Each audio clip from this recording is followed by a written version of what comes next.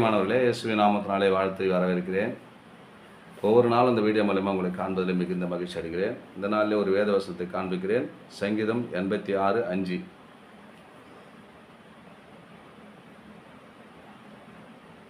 ஆண்டவரே, நீர் நல்லவரும் மன்னிக்கிறவரும் உம்மை நோக்கி கூப்பிடுகிற யாவர் மேலும் கிருபை மிகுந்தவராயிருக்கிறீர். அவர் மன்னிக்கிறவர் தான், இரக்கமுள்ளவர், தயவுள்ளவர், நீதினதும் நம்ம ஜெபிக்கிறோம். ஆனால் நம்மளுக்குள்ள என்ன இல்லை? நீதி இல்லை, மன்னிப்பு இல்லை, அரவணைப்பு இல்லை, அன்பு இல்லை. ஆண்டவர் ஞாபகப்படுத்துகிறார் உங்களோடு. எப்படி இருக்க வேணும்னு சொன்னால், அவர் எப்படிப்பட்டவராம்? நீர் நல்லவரும் மன்னிக்கிறவரும். மன்னிக்கிறான்னு சொல்லிட்டு நம்ம பாவம் செய்து கொண்டு இருக்கலாமாங்க?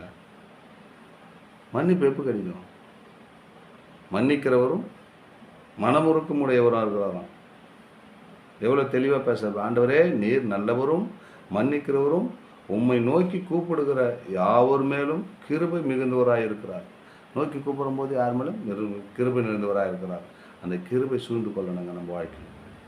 அவர் மன்னிக்கிற தேவன். அநேக நாள் நம்ம பாவத்தில் இருந்திருக்கலாம், இருளான வாழ்க்கையில் வாழ்ந்திருக்கலாம். இந்த நாள் உங்களை பார்த்தா சொல்கிறார், அவர் மன்னிக்கிறவர். எல்லா பாவத்தையும் அவர்கிட்ட அறிக்கிட்டுருங்க, உங்களை மன்னிச்சிருவார்.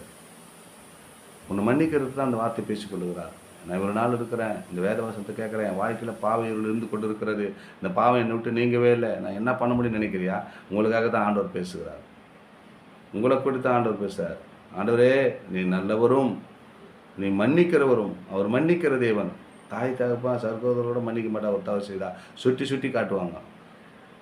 ஆண்டவர் மன்னிக்கிறவர், மறந்து விடுவார். என் பல்லு தவறு செய்ய மாட்டான்னு உண்மையில ஒரு இரக்கம் வைக்கிற தேவன், ஒரு கிருபையாக இருக்கிறவர். அவர் தான் உன்னை பார்த்து சொல்கிறார், ஆண்டவரே, நீ நல்லவரும் மன்னிக்கிறவரும் உம்மை நோக்கி கூப்பிடுகிற யாவர் மேலும் கிருபை நிறைந்தவராக இருக்கிறார். பாருங்கள், யாரெல்லாம் நோக்கி கூப்பிட பாருங்க.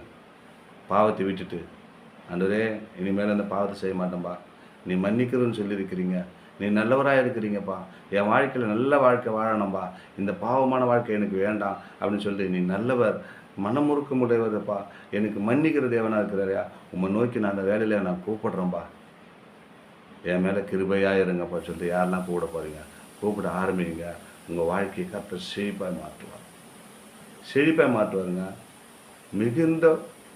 மிகுந்தவராயிருவார். கிருபை மிகுந்த ஒரு கிருபையை உன் மேலே வர செய்ப்பார். கிருபையை வர பண்ணுவாருங்க.